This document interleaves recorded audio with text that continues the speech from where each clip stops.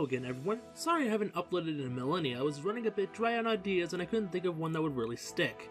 But then I was doing a run through FE7, reached Cog of Destiny, and realized how much I hate certain maps. So that's what we're going to be talking about today.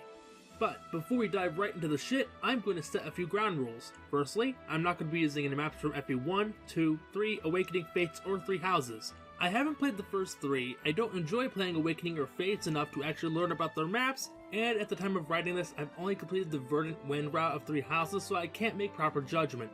Second rule, being optional doesn't excuse a map from being awful. Thirdly, and most importantly, this is coming from the point of view of someone who doesn't really do maps on the highest difficulty, and what I experience will be based on normal difficulty runs. And, unless stated otherwise, any footage used in this video is not mine. I will link the channels I used in the description alongside having their channel name on the screen, so please support their content. But enough of the pretenses, let's get to the list. Number 10, the Wooden Cavalry from Shadow Dragon. Okay, let's start with something mellow instead of immediately going to Mach speed. The Wooden Cavalry is the 13th chapter in Fire Emblem Shadow Dragon, and it's what I consider to be the first truly difficult map of the game. And good lord, it's quite a wake-up call. The premise of the map is simple. There are 3 possible bridges your units can cross, and they all head in the same direction. The only obstacle in your way is what makes this map so obnoxious, a fuck ton of ballista which make up the eponymous Wooden Cavalry. That's all you're going to be fighting this entire map aside from like 2 thieves and a recruitable hero. And quite frankly, Shadow Dragon Ballistas combine the worst of all the previous incarnations. In the original game Shadow Dragon and the Blade of Light, Ballistas were basically just stronger archers with limited mobility but a lot tankier and harder hitters. However, in the remake, Ballista have the range of their modern interpretations, 3 to 10 squares, but unable to fight back if you get too close. So, I hope you trained up your Cavaliers so they and Jagan can cross the distance quickly, because if you didn't, you're going to be taking some nasty potshots from these bastards from all sides until you can get in close enough to kill them. And may Naga have mercy on your soul if you bring Shada onto the field. Have fun y'all, because this chapter is going to teach you what a death funnel is and you're marching right into it. Not the worst map ever, hence its bottom placing, but still not a favorite. Number 9, Disturbance in Augustria from Genealogy of the Holy War. We are still in the early runnings here, so again, this isn't the worst map ever. However, Disturbance in Augustria is still the absolute worst map in FE4 by a landslide. Why? One simple reason. The defensive Nordian Castle, which is everyone's favorite group of deadweights, green units. Even better, green unit soldiers that you have to protect. And since this isn't 3 houses, all of the green units have piss poor stats and an even worse survival instinct, so they're not going to be alive for very long.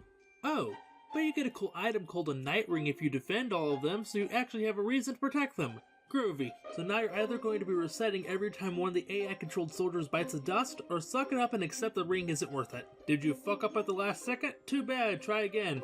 Just don't die. Ah! Imbeciles! You ruined everything! If you did pull it off, the Night Ring is a very good prize for your efforts, granting 1 infantry unit the can-do abilities of a mounted soldier, but it's such an RNG-plagued nightmare every time and I hate it. Good riddance. Number 8, Band of Mercenaries from the Blazing Blade. Okay, I already know what some of you are thinking, but Mars, why did you choose this map from FE7 instead of that map? It's piss easy and a tutorial mission for goodness sake. That's all true. But I picked this map over Battle Before Dawn not because I think Battle Before Dawn is well designed, it isn't. But there are other targets that people should go after instead of just going after the easy choice. And even though Band of Mercenaries is just a tutorial map, it's a very poorly designed tutorial map. The 2 new units you get in this chapter, a Pegasus Knight named Florina and an archer named Will, aren't really catered for the enemies you see here. Outside of the scripted event at the start, Will has nary an opportunity to be useful, and even during that scripted event all he can do is pitiful chip damage. Which I guess foreshadows how good he'll be for the rest of the game. At least throw in a flyer or something, come on. And Florina, while she is a much better unit, still doesn't really get a chance to shine. A large majority of the units, including the boss, are all brigands with axes. Mindless fodder for most of your party, but having the weapon triangle disadvantage and pitiful hit points at the start really hurts Florina. And if you're careless, you can get zoned out of existence by the archer that's lurking around. This map could have been seriously improved by making 1 or 2 of the brigands a Myrmidon or a mage. But let's ignore the issues this map has with play conditioning. What are you doing otherwise? Having one of your cavaliers sit on their fat ass in one spot with an iron sword in their hand, taking hits from brigands until they can clear the way. That's it. And that is fucking boring.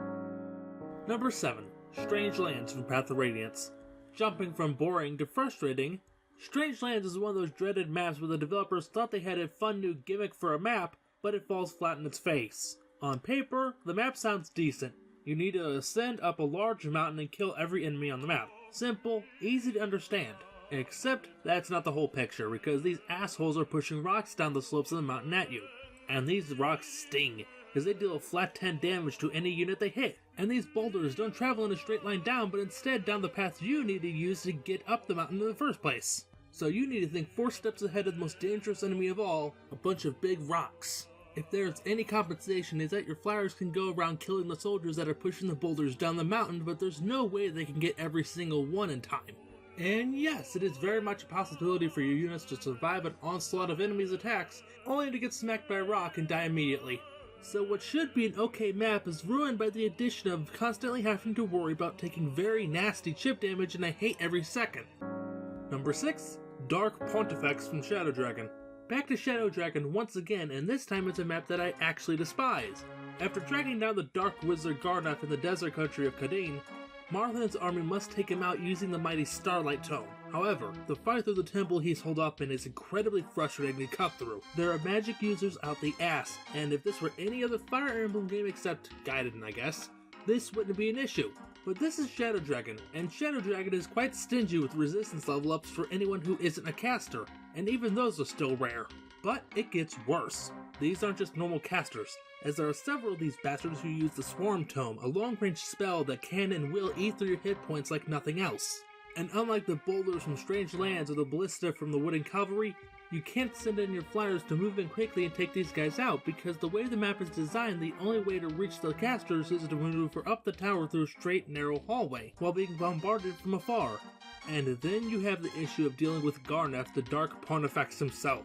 He split himself into 3 individuals, but 2 of them are fakes and can be easily dispatched by just stabbing them a lot.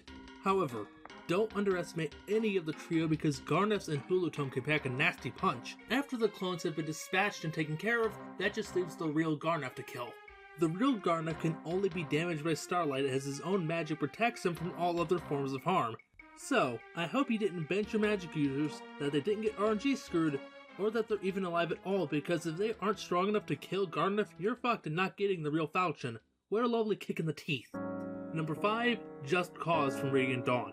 When it comes to Radiant Dawn, there are a number of stinker maps that I could have picked, like practically any of the maps where you're first to control the Dawn Brigade. But like Battle Before Dawn and Fire Emblem 7, I thought that would be too obvious a choice for this list. So I chose the other obvious choice, Just Cause, aka Mecha's Bridge. Why is it called that? Because of all these goddamn pitfalls. You could argue that the other bridge map in the Tellius duo of games, the Great Bridge, deserves to be on here just as much as Just Cause, but I firmly believe that Just Cause is far worse. First of all, I'm going to cut the Great Bridge a small amount of slack for being a fairly creative map idea at the time, while Just Cause is the exact same map, but now it's been flipped the other way around. How riveting. Well, it's the same map, but worse.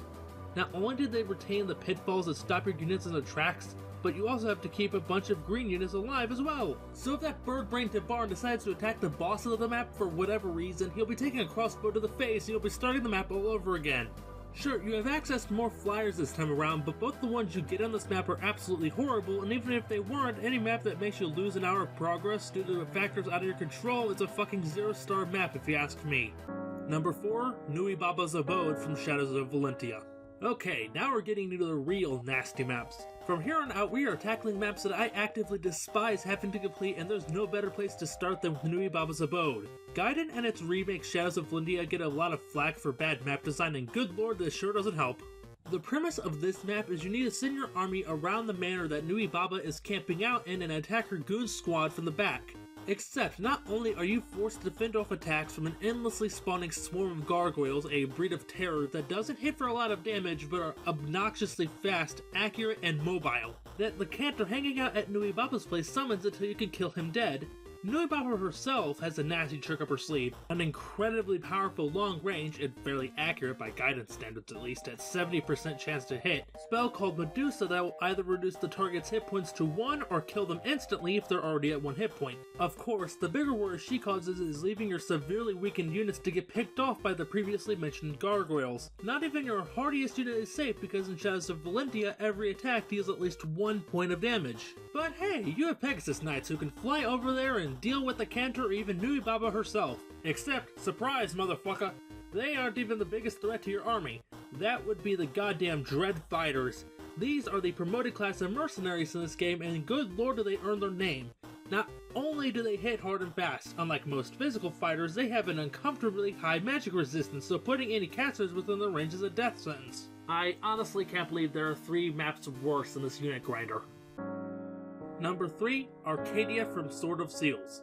Okay, you all knew at least one desert map was going to hit the list somewhere, and when it comes to badly made desert maps, none have ever beaten the atrocity that is Arcadia. And I hope it never is beaten, because I can't imagine making a worse desert map. For those unaware, not only does the desert impede the movement of most of your units, in several games it also hides untold riches for you to find. And not just common goods like a red gem or seal sword, high level equipment and stat boosters can be yours if you're willing to look. Normally, this is fine. It gives you incentive to search the sands of the desert for treasure, unless you're doing Arcadia. Not only is it a desert, not only are you dealing with an ocean of reinforcements and high-level units that can and will fuck you up, not only is it a fog of war map, but it's also an escort mission. You recruit a shaman named Sophia, and she's beyond horrible. Fine, FE6 is bad units like I have depressive episodes, so just throw her onto the ever-extending bench. But before you can get a chance to do that, you need to bring her to the end of the map alive. Not only so she can pick up an incredibly important promotion item called the Guiding Ring, but if you haul ass and finish the map in 25 turns or less with her still alive, you get access to one of the game's guidance chapters that let you see the true ending of the game. God, FE6 drives me up the wall. Number 2, Cog of Destiny from the Blazing Blade. And here's the map that inspired me to make the list in the first place. Why do I seemingly hate this map more than the fan-known favorite? Sure, dealing with Maxime, Ursula, and a fuckload of RNG is awful, but it's a fairly short amount of awful. Zephiel gets zapped by Ursula's Bolting Tome, that's at most like 25 minutes that you lose in progress. But Cog of Destiny isn't like that at all. In fact, Cog of Destiny is more akin to a Sunlust map than it is a Fire Emblem map. Did you clear out most of the map then Elowood got blindsided by a wyvern? Tough shit, you're gonna be doing another 90 minutes of mindless killing again, because that is all this map is, a big ass field full of enemies, including reinforcements. There's 93 enemies in total, and you need to kill every last one of them. You could cut the enemy in total in half and it would still be extraneous, much less nearly 100. No matter what you do, your army will be worn down by the constant onslaught, and losing units isn't just a possibility, it's actually a probability. But the irony is, once you start thinning out the herd and get past the first few turns, it just becomes extremely boring and repetitive as the same reinforcements show up every few turns. What an absolute slog of a map. And number 1, the Locked Altar from 3CS776. Alright, here we are, the absolute worst of the worst. You can probably find defenders of maps like Strange Lands or even something like Arcadia, but I refuse to believe anyone enjoys playing through this unholy mess of a map. The Locked Altar honestly feels more like it was made by some incredibly cruel troll or a Kaizo Fire Emblem fan game. First of all, it's a Fog of War map, and you know it's about to be some scary fucking shit when that's the least of your worries. The map is loaded with warp tiles that, upon stepping on them, will teleport you into a sealed chamber that has no way out without a rescue or rewarp staff, and is filled to the breaking point with incredibly dangerous reinforcements to kill anyone locked in there. But that's not all! If there's a dickhole enemy type, chances are it's on this map. Dozens of mercenaries with sleep swords, snipers with venom bows, berserkers with the wrath skill, every brand of awful staff user you can think of, and rewarp spamming magic users. But I'm not done yet! The goal of this chapter isn't to kill a boss or rout the enemy, thank God, but to escape. And unlike later games in the series, any units who don't escape before Leaf does are captured, and if this were any other chapter, you can rescue them later. But since this is the final chapter before the endgame, any units left behind are effectively dead. But, as brutally challenging this map is, doing it is a waste of time. The only reasons to go here are to save Abel and keep her from becoming a Deadlord, or to give a couple of stat boosters that you really don't need at this point in the game. Not only that, but going here is an actual goddamn death sentence. Even if your units come out alive and uncaptured, chances are very high that your best units build the fatigue meter, meaning they're exhausted and can't be used in the final map. Fantastic. This map is a fucking nightmare and I'm beyond thankful it's optional. But hey, that'll about do it. If there are any maps I missed, be sure to let me know in the comments so I can feel extra dumber than usual. But until then, I'll see you all next time.